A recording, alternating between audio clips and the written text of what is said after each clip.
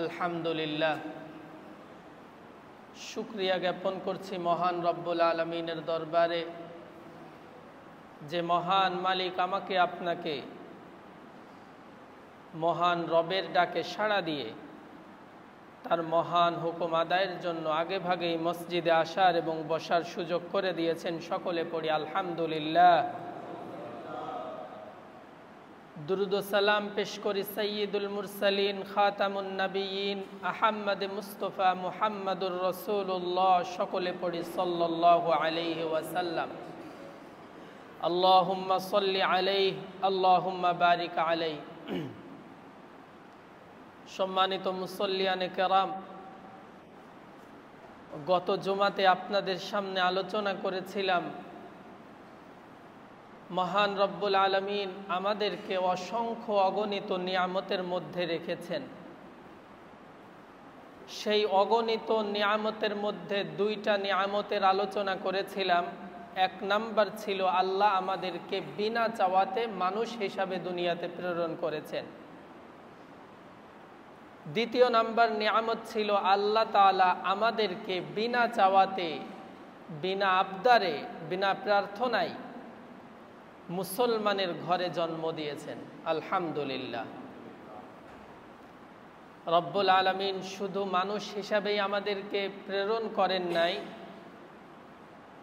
সাথে সাথে সকল সৃষ্টির উপরে মানব জাতিকে সর্বোচ্চ মর্যাদার শিখরে আসীন করিয়েছেন এবং সেটা কোরআনে হাকিমের মধ্যে ঘোষণা করে পৃথিবীর সকল মানুষকেও আল্লাহ তাআলা জানিয়ে দিয়েছেন। আল্লাহ তাআলা বলছেন, ওয়ালাকাদ কাররামনা বানি আদম, আমি বনি আদমকে সম্মানিত করেছি। কোরআনে কারিমের শব্দের দিকে লক্ষ্য করলে বোঝা যায় আল্লাহ তাআলা শুধু ঈমানদারদেরকেই সম্মানিত করেন নাই, শুধু মুসলমানদেরকেই সম্মানিত করেছেন এমন না। বনি আদম বলতে, আদম সন্তান বলতে যাদেরকে বোঝায় সকলকেই আল্লাহ তাআলা সম্মানিত করেছেন। কিন্তু আমাদের দরকার সেই সম্মান এবং মর্যাদাটা যেন আমরা ধরে রাখতে পারি। আল্লাহ তাআলা আমাদেরকে সম্মানের ঘোষণা দিয়েছেন, এর মানে এটা নয় যে কিয়ামত পর্যন্ত আমরা সম্মানের মধ্যেই থাকব, বরং আমাদের কাজকর্ম, আমাদের আচার ব্যবহার আমাদের সম্মান ধরে রাখা এবং সম্মান বিনষ্ট করার পেছনে দায়ী থাকবে। এজন্যই তো কিছু মানুষ দুনিয়াতে সম্মানের সর্বোচ্চ শিখরে পৌঁছে যায়, আবার কিছু মানুষের ব্যাপারে স্বয়ং আল্লাহ তাআলাই ঘোষণা দিয়ে বলেন, ওই মানুষগুলো হচ্ছে উলাইকা কাল আনআম, যেই মানব জাতিকে আমি পৃথিবীর সমস্ত মাখলুকের উপর শ্রেষ্ঠত্ব দান করেছিলাম, ওই মানুষগুলো তার সম্মান ধরে রাখতে তো পারেই নাই, বরং মানুষ এই কাতার থেকে বের হয়ে চতুষ্পদ জন্তুর শ্রেণীতে চলে গেছে। আরো ভয়ানক কথা হচ্ছে আল্লাহ রব্বুল আলামিন বলছেন, বালহুম আদল, মানব জাতি শুধু মানুষের শ্রেণী থেকে বের হয়ে যায় গিয়েই ক্ষান্ত হয়নি, চতুষ্পদ জন্তুর শ্রেণীতে চলে গেছে, এমনকি চতুষ্পদ জন্তু থেকেও নিকৃষ্ট হয়ে গেছে। জোরে বলুন না নাউযুবিল্লাহ। তাহলে মানুষ হিসাবে আল্লাহ যে আমাদেরকে পাঠালেন এটা একটা নিয়ামত, এবং এই নিয়ামতের শুকরিয়া আমাকে আদায় করতে হবে মানুষের মর্যাদা ধরে রেখে। আমি বলেছিলাম মানুষ হিসাবে যেহেতু আল্লাহ তাআলা পাঠিয়েছেন, আমাদের দায়িত্ব হলো আমার কাজকারবার, আমার আচার আচরণ যেন অমানুষের মতো না হয়ে যায়, চতুষ্পদ জন্তুর মতো যেন আমার আচার আচরণ না হয়ে যায়। যদি এমনটা হয়ে যায় তাহলে আল্লাহর ঘোষণা কোরআনেই আছে, আমি আর মানব শ্রেণীর অন্তর্ভুক্ত থাকতে পারবো না। হ্যাঁ, দেখতে মনে হবে আমি একজন মানুষ, কিন্তু আল্লাহর কাছে আমি মানুষ না, চতুষ্পদ জন্তুর মতো, কত ক্ষেত্রে চতুষ্পদ জন্তু থেকেও নিকৃষ্ট। সম্মানিত হাজিরিন, একজন মানুষ মানুষের শ্রেণীতে কাতারে থাকার জন্য তার কিছু দায়িত্ব আছে। সেই দায়িত্বগুলো পালন করার আগে আগে নিজের মধ্যে কিছু প্রস্তুতি নিতে হয়। আপনি কোনো একটা সমাজের দায়িত্ব পালন করবেন, সমাজের এই দায়িত্ব পালন করার আগে আগে আপনার ব্যক্তিগতভাবে কিছু প্রস্তুতি থাকা লাগে। ধরে নেন আপনার সমাজে অনেক অসহায় মানুষ আছে, আপনি চান যে আমি এই অসহায় মানুষগুলোকে সচ্ছল করে দিব, আমি তাদের পাশে দাঁড়াবো। তাহলে এটা চাইলেই আপনি পারবেন না। এটার জন্য আপনাকে আমাকে ব্যক্তিগত প্রস্তুতি, একটা হচ্ছে মানসিক প্রস্তুতি, আরেকটা হচ্ছে এই অসচ্ছল মানুষগুলোকে যে আপনি সচ্ছল বানাতে চান, আগে আপনার তো সচ্ছলতা থাকতে হবে। তাহলে আপনাকে সচ্ছল হওয়ার জন্য যা দরকার সেটা আপনাকে করতে হবে। তদ্রূপভাবে একজন মানুষ যদি মানুষ হিসাবে থাকতে চায়, পৃথিবী থেকে বিদায় নিতে চায় মানুষ হিসাবে, তাহলে তাকেও কিছু প্রস্তুতি নিতে হয়। সেটা হচ্ছে কিছু ব্যক্তিগত প্রস্তুতি। এই ব্যক্তিগত প্রস্তুতির মধ্যে বিশেষ করে হাদিসের মধ্যে 7টা জিনিসের কথা আছে, যে এই 7টা জিনিস থেকে আপনাকে আমাকে বেঁচে থাকতে হয়। আর এই 7টা জিনিস হচ্ছে মানুষের অন্তরের সাথে সম্পর্ক। আপনারা অনেকেই জেনে থাকবেন, আমাদের যে বডি আছে, এই বডির যেমন অসুস্থতা হয়, বিভিন্ন রোগে আক্রান্ত হয়, ঠিক তেমনিভাবে আমাদের ভেতরে একটা কলব আছে, রূহ আছে। এই কলবটাও বিভিন্ন রোগে আক্রান্ত হয়। কিন্তু দুঃখের বিষয় হচ্ছে আমরা আমাদের দেহের কোনো অসুস্থতার জন্য যত দ্রুত চিকিৎসা গ্রহণ করি, চিকিৎসা গ্রহণের জন্য যত বেশি উদ্যোগ গ্রহণ করি, আমাদের অন্তরের রোগের চিকিৎসার জন্য সামান্যতম সময় ব্যয় করি না। অথচ বাস্তবতা হচ্ছে কোনো একজন মানুষ যদি দুনিয়াতে দেহের রোগে আক্রান্ত হয়ে সর্বোচ্চ শাস্তি মনে করেন মারা গেল, এতে কি হবে? দুনিয়াতে কিছুদিন সে দেহের রোগে আক্রান্ত হওয়ার কারণে একটু দুঃখ কষ্ট ভোগ করবে, কিন্তু ওই ব্যক্তি যদি কলবের সুস্থতা নিয়ে যেতে পারে, আল্লাহ তাআলা তাকে জান্নাত দান করবেন। দুনিয়াতে শুধুমাত্র দেহের অসুস্থতা চিকিৎসা করাই নাই, সামর্থ্য নাই, অথবা এমনিতেই করাতে পারে নাই, এতে ক্ষতি এতটুকু যে দুনিয়াতে কিছুদিন কষ্ট ভোগ করবে।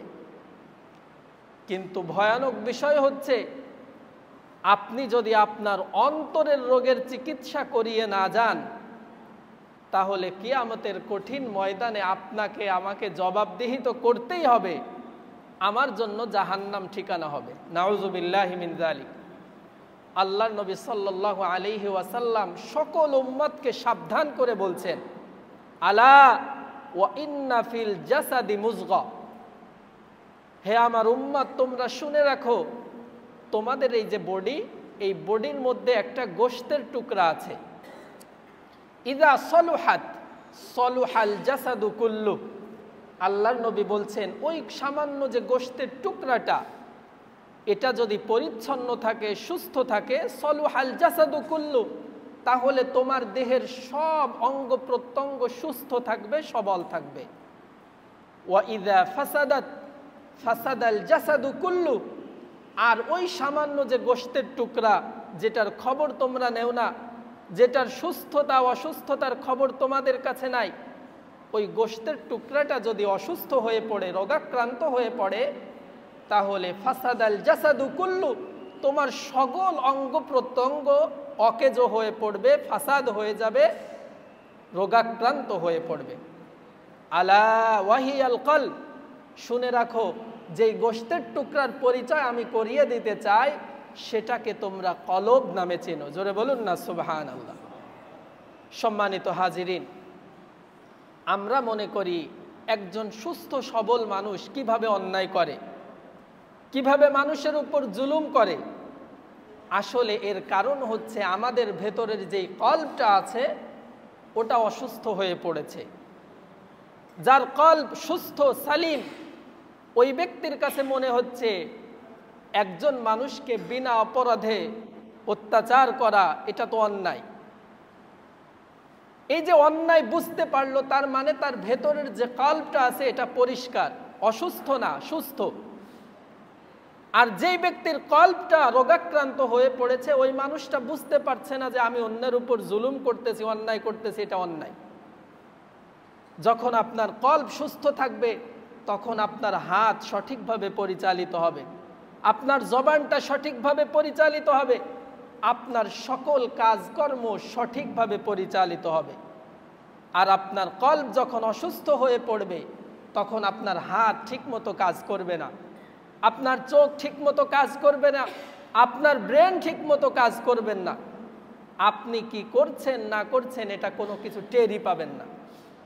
তবে মনে রাখতে হবে, যখন দেখবেন আপনার হাত সঠিকভাবে কাজ করছে না, আপনার চোখ, কান, মুখ কোনো কিছু সঠিকভাবে কাজ করছে না, মনে রাখতে হবে তখন আমার অন্তরের চিকিৎসা করাতে হবে।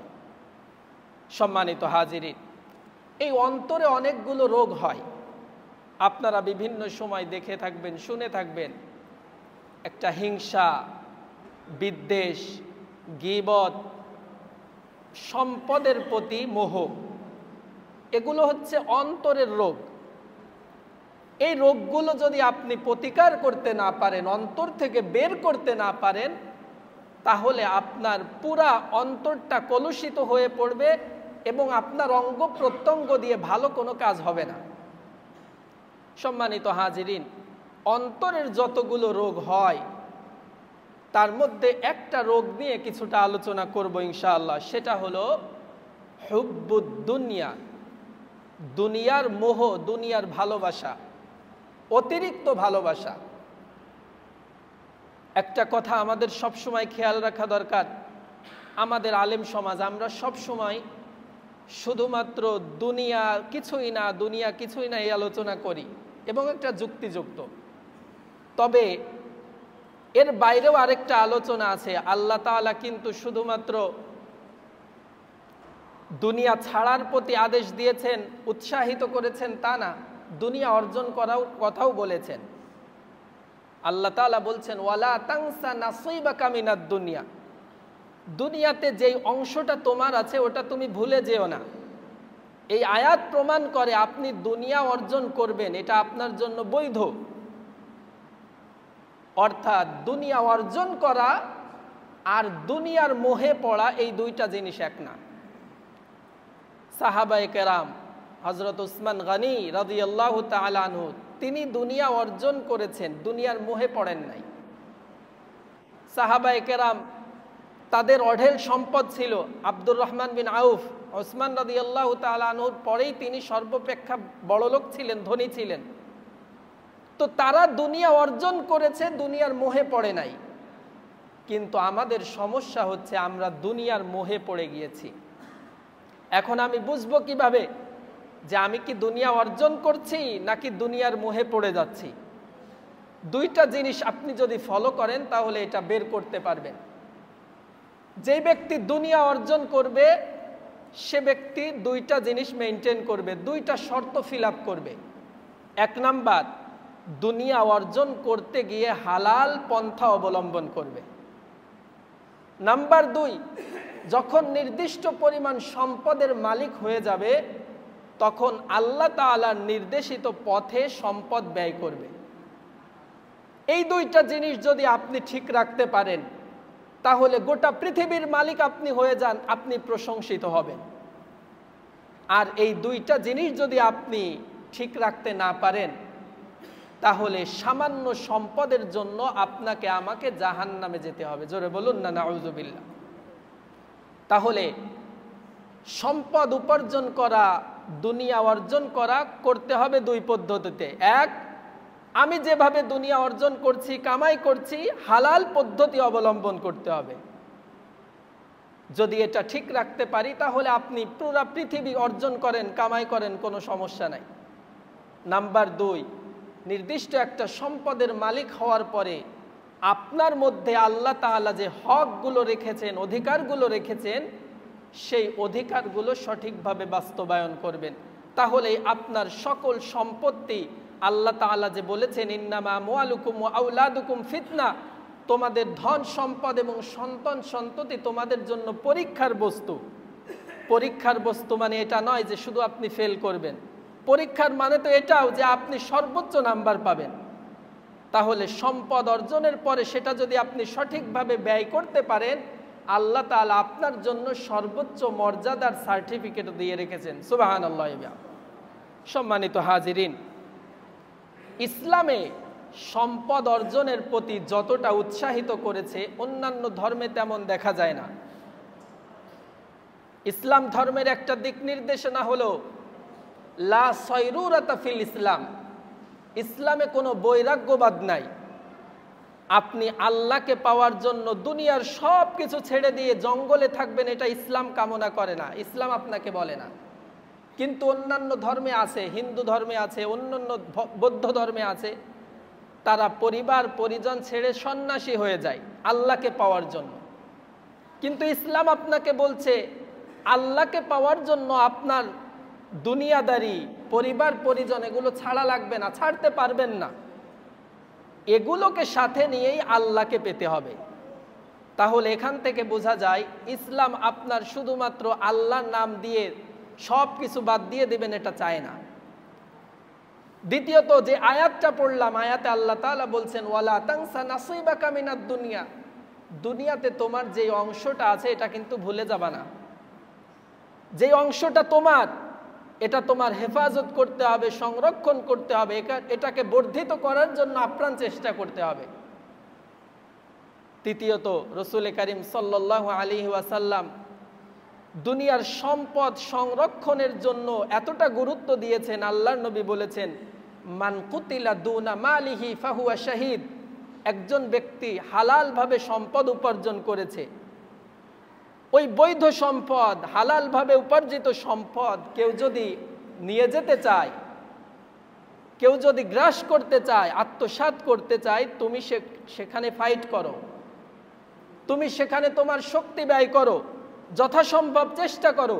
এই চেষ্টা করতে গিয়ে তুমি যদি মারা যাও, আল্লাহর নবী বলেছেন ফাহুয়া শাহিদ, নিজের সম্পদ সংরক্ষণের জন্য কেউ যদি মারা যায় সে শহীদ হিসাবে গণ্য হবে। সুবহানাল্লাহ। তাহলে দুনিয়া একেবারে ছেড়ে দেওয়া যাবে না, দুনিয়া আপনাকে অর্জন করতে হবে, মোহে পড়া যাবে না। যদি আপনি দুনিয়ার মোহে না পড়েন তাহলে সম্পদ আপনার জন্য সফলতা বয়ে আনবে, কামিয়াবি বয়ে আনবে। কিয়ামতের কঠিন ময়দানে আপনাকে আমাকে এই সম্পদ জান্নাতের পথ সুগম করে দিবে। সম্মানিত হাজিরিন, সাথে সাথে এটাও মনে রাখতে হবে যে এই দুনিয়াতে যা কিছু দেখছি এ কিছুই আমার না, যা কিছু দেখছেন এর কিছুই আপনার না। আপনি সেটা অর্জন করবেন কোন নিয়তে? আমি যেন এই সম্পদের মাধ্যমে সঠিকভাবে ব্যয় করে আল্লাহর সন্তুষ্টি অর্জন করতে পারি। আপনি শুধু পুঞ্জীভূত করবেন, আপনি শুধু গচ্ছিত করবেন, এটা আপনার কাম্য না। কারণ আপনার এই গচ্ছিত সম্পদ কোনো কাজে আসবে না। আপনি যত সম্পদই জমা করে যান এটা আপনার তেমন কোনো কাজে আসবে না।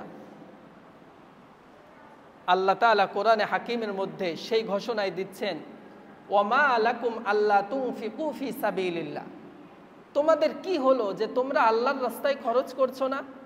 তোমরা কি মনে করছো তোমরা যে সম্পদ কামাই করেছে এটা তোমার? আল্লাহ তাআলা সতর্ক করে বলছেন মনে রেখো তোমরা যেই সম্পদ কামাই করেছো এটা তোমার না। ওয়ালিল্লাহি মিরাসুস সামাওয়াতি ওয়াল আরদ, আসমান এবং জমিনে যত সম্পদ আছে, যত কিছু আছে, এই সব কিছুর মালিক তো একমাত্র আল্লাহ। তোমাদেরকে আমি সাময়িক সময়ের জন্য এটা ব্যবহার করার অনুমতি দিয়েছি এবং সেই ব্যবহারটাও হতে হবে বৈধ পদ্ধতিতে। অবৈধভাবে তুমি ব্যবহার করতে পারবা না, অবৈধ কোনো পন্থায় ব্যবহার করতে পারবা না। সুতরাং দুনিয়া অর্জন করার পরে আমাদের টার্গেট হবে এই সম্পদ আমার না, এটা আল্লাহ আমাকে দিয়েছিলেন, আবার আল্লাহর রাস্তায় নির্দেশিত পথে আমাকে ব্যয় করতে হবে। যদি আমি এটা করতে পারি, আল্লাহ তাআলা আমার জন্য আখিরাতে অনেক বড় নিয়ামত রেখেছেন। সম্মানিত হাজিরিন, দুনিয়া যে আমার না এটা তো সবাই আমরা জানি। তারপরেও আল্লাহ নবী সাল্লাল্লাহু আলাইহি ওয়াসাল্লাম একটা জীবন্ত উদাহরণ দিয়ে বলেছেন, ইয়াত্তাবিউল মাইয়িতু সালাসা, একজন মানুষ যখন মরে যায় তখন তার সাথে প্রথমত তিনটা জিনিস শরীক হয়, তিনটা জিনিস তার সাথে যায়। এক নাম্বার আহলুহু ওয়া মালুহু, কবরে যখন নিয়ে যান অথবা বাড়ি থেকে পরিবার পরিজন থাকে, সম্পদ তো বাড়িতে থাকা অবস্থায় অনেক সময় বন্টন হয় না। কিন্তু দুঃখের বিষয় এখন এমন অবস্থা, গত সপ্তাহে একটা ভিডিও অনেকেই দেখেছেন, একজন বাবা মরে গেছে, এরকম একটা চেয়ারে বসে আছে, তার সম্পদটা লিখে নেওয়ার জন্য টিপসই নেওয়া হচ্ছে। কি করলেন ভাই? এই সম্পদ আপনি কামাই করলেন, আপনি কবরে যাবেন, এরপরে তো সবই আপনার ছেলেদের। কিন্তু ছেলেরা ততটুকু সময় দেরি করতে চায় না, আপনাকে হুইল চেয়ারে বসিয়ে রেখে আপনার সম্পদটা কিভাবে নিয়ে যাচ্ছে। এই হলো দুনিয়া। আল্লাহ তাআলা যে বলছেন, ওয়ামাল হায়াতুদ দুনিয়া ইল্লা মাতাউল গুরুর, দুনিয়ার এই জীবন সামান্য কিছু ভোগবিলাস আর ধোঁকা। দুনিয়া যে ধোঁকা, এটা অনেক সময় আপনারা আগে না বুঝতে পারলে এখন বুঝবেন। ধোঁকা কাকে বলে? ধোঁকা বলা হয় আপনি দেখতেছেন একরকম কিন্তু আলটিমেটলি সেটা অন্য রকম, এটার নামই হলো ধোঁকা। যদি সহজ উদাহরণ দিই অনেকেই বুঝবেন, হাইওয়েতে যারা চলাফেরা করেন, ফাঁকা মাঠে দূর থেকে দেখবেন হাইওয়ের উপর মনে হচ্ছে পানি স্রোত চলতেছে, কিন্তু কাছে আগায় গিয়ে দেখবেন পানি নাই। আবার অনেক সময় খোলা মাঠে প্রচণ্ড রোদের মধ্যে যখন আপনি তাকান দেখবেন কি যেন ঝিরঝির ঝিরঝির করে, কিন্তু কাছে আগাবেন দেখবেন কিছু না, মরিচিকা কিছুই না। এটার নাম হচ্ছে ধোঁকা। দুনিয়াতে আপনি ভাবছেন আপনার সন্তান সন্ততি এগুলো আপনার আপন, আপনার স্ত্রী পুত্র এগুলো আপনার আপন, আপনার ধন সম্পত্তি প্রপার্টি যা আছে এগুলো আপনার আপন, কিন্তু আলটিমেটলি কোনো কিছুই আপনার আপন না। এই বাস্তবতা এখন আমরা সচক্ষে দেখছি যে একজন বাবা মৃত্যুবরণ করে কবরে যাবে সহি সালামতে, সুন্দরভাবে ছেলেরা কবরস্থ করবে, এই সময়টুকু না দিয়েই আপনার থেকে সব কিছু ছিনিয়ে নিচ্ছে, গ্রাস করে নিচ্ছে।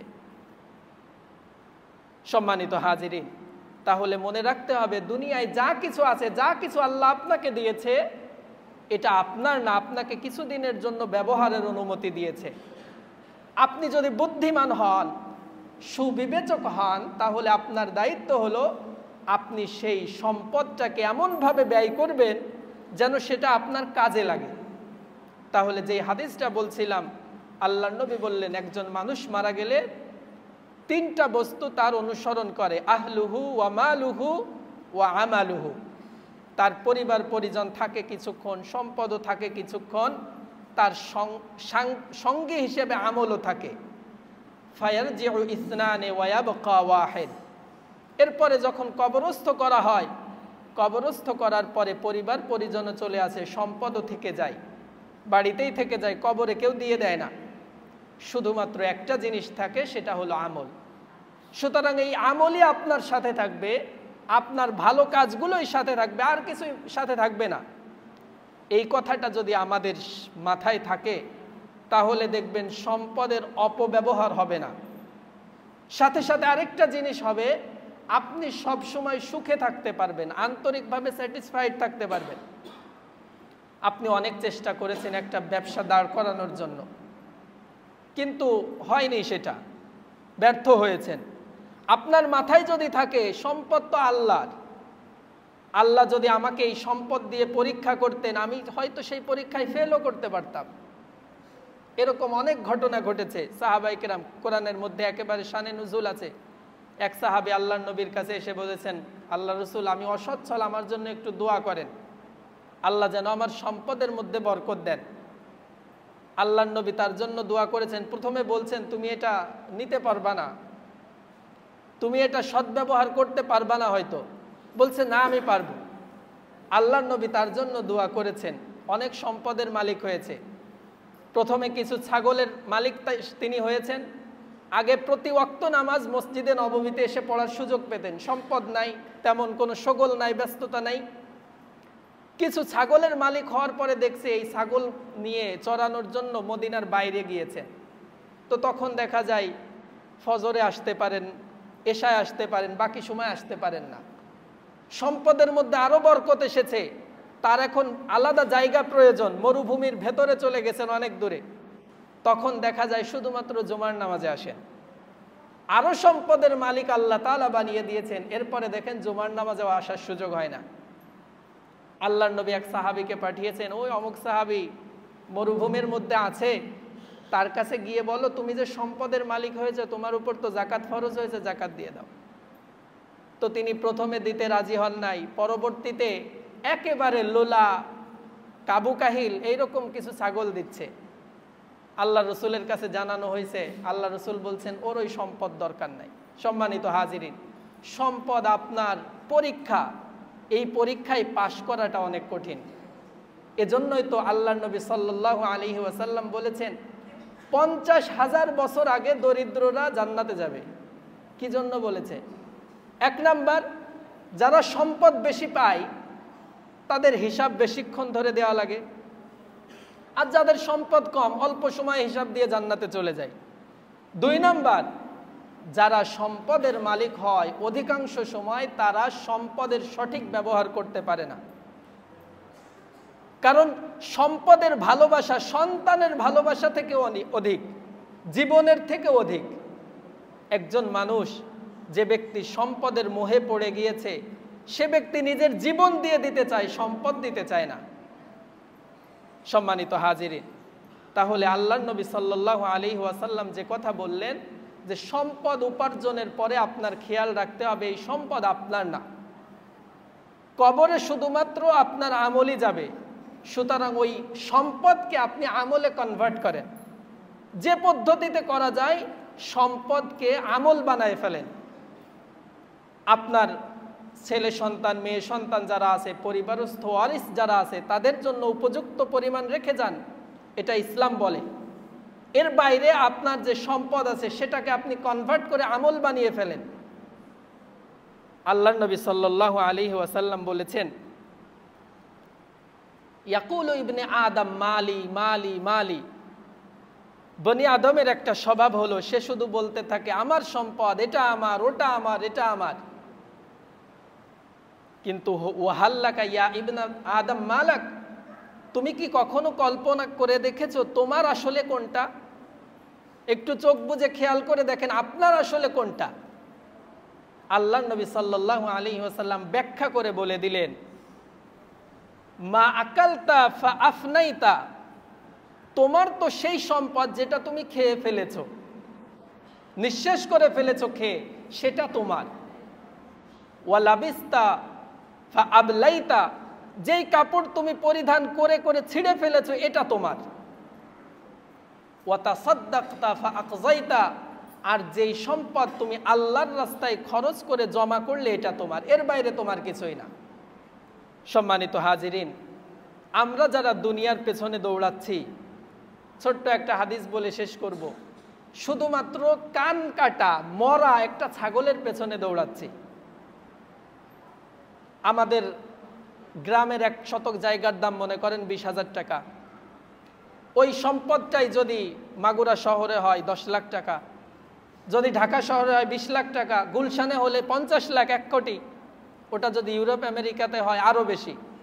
তাহলে 1 খণ্ড জমির মূল্য বিভিন্ন স্থানে গিয়ে যে পরিমাণ মূল্য বর্ধিত হচ্ছে, দুনিয়াতে আরও যে সম্পদ আছে এই গোটা সম্পদ আল্লাহর কাছে কান কাটা মরা একটা ছাগলের সমতুল্য থেকেও কম। জোরে বলুন না আল্লাহু আকবার।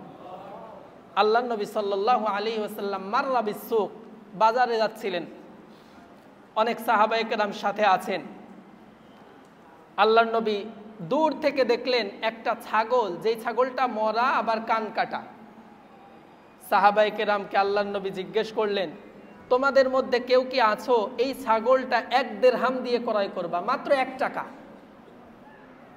সাহাবায়ে কেরাম বললেন, ইয়া রাসূলুল্লাহ, এমনিতেই ছাগলটা কান কাটা, তাও যদি জীবিত হতো নেয়ার একটা চান্স ছিল। তো যেই ছাগলটা সুস্থ অবস্থায় নেয়ার কোনো আগ্রহ নাই, কারণ খুঁতযুক্ত, কান কাটা, তারপরে এই মরা ছাগল আমরা 1 টাকা কেন ফিরিয়ে দিলেও তো নিব না। আল্লাহ তাআলা তখন বললেন, আল্লাহ রসুল সাল্লাল্লাহু আলাইহি ওয়াসাল্লাম বললেন, এই কান কাটা মরা ছাগলটা তোমাদের কাছে যতটা তুচ্ছ, দুনিয়াতে যা কিছু দেখো এই সব কিছু আল্লাহ তাআলার কাছে তার থেকেও বেশি তুচ্ছ। জোরে বলুন আল্লাহু আকবার। তাহলে সম্পদের মোহে পড়ে জীবনটা বরবাদ করে দিচ্ছেন, আল্লাহর বিধান পালন করা ছেড়ে দিচ্ছেন। কল্পনা করেন আপনি একটা মরা কানকাটা ছাগলের পেছনে দৌড়াচ্ছেন। অন্য এক হাদিসের মধ্যে আল্লাহ নবী সাল্লাল্লাহু আলাইহি ওয়াসাল্লাম বলেছেন, দুনিয়াতে যত সম্পদ আছে এই সব কিছু আল্লাহর কাছে একটা মশা মাছির ডানা থেকেও কম মূল্যের। আল্লাহু আকবার। আল্লাহ নবী সাল্লাল্লাহু আলাইহি ওয়াসাল্লাম বলছেন, লাউ কানাতিদ দুনিয়া তা'দিলু ইনদাল্লাহ জানাহা বাউদা, দুনিয়াতে যা কিছু আছে এই সব মিলায়ে যদি আল্লাহর কাছে একটা মশার ডানা সমপরিমাণও মূল্য তিনি মনে করতেন, তাহলে লামা সাকাল কাফিরা শুরবাতামা, তাহলে একজন কাফেরকে, একজন বেঈমানকে এক ঢোক পানিও পান করতে দিতেন না। কিন্তু আল্লাহর কাছে এই দুনিয়ার কোনো মূল্য নাই, এজন্য দুনিয়াতে যে যা করে আল্লাহ তাকে তাই দিয়ে দিচ্ছেন, সেভাবে চলার সুযোগ দিচ্ছেন। সম্মানিত হাজিরিন, সর্বশেষ আমাদের মনে রাখা দরকার, দুনিয়া আমরা অর্জন করব, দুনিয়ার মোহে পড়ব না। তাহলে দুনিয়া অর্জন মানে আপনি হালাল পদ্ধতিতে অর্জন করবেন এবং একটা পরিমাণ সম্পদ হয়ে গেলে আল্লাহর রাস্তায় খরচ করবেন। এই দুইটা কাজ যদি ঠিক রাখতে পারেন, তার মানে আপনি দুনিয়ার মোহে পড়েন নাই। অনেক মানুষ আল্লাহ না করুক বলে ফেলে, আমি সম্পদ উপার্জন করে কেন যাকাত দেব, কেন সদকা করব। এটা আপনার না। আল্লাহ তাআলা আমাদের সকলকে বুঝার তৌফিক দান করুন। দুনিয়া পরিত্যাগ করার, আল্লাহ নবী বলেছেন, কুন ফিদ দুনিয়া কাআন্নাকা গারিবুন আও আবিরু সাবিল, একজন মুসাফিরের মতো দুনিয়াতে জীবনযাপন করার তৌফিক দান করুন। সকলে বলে আমিন। ওয়া আখিরু দাওয়ানা আনিল হামদুলিল্লাহি রাব্বিল আলামিন।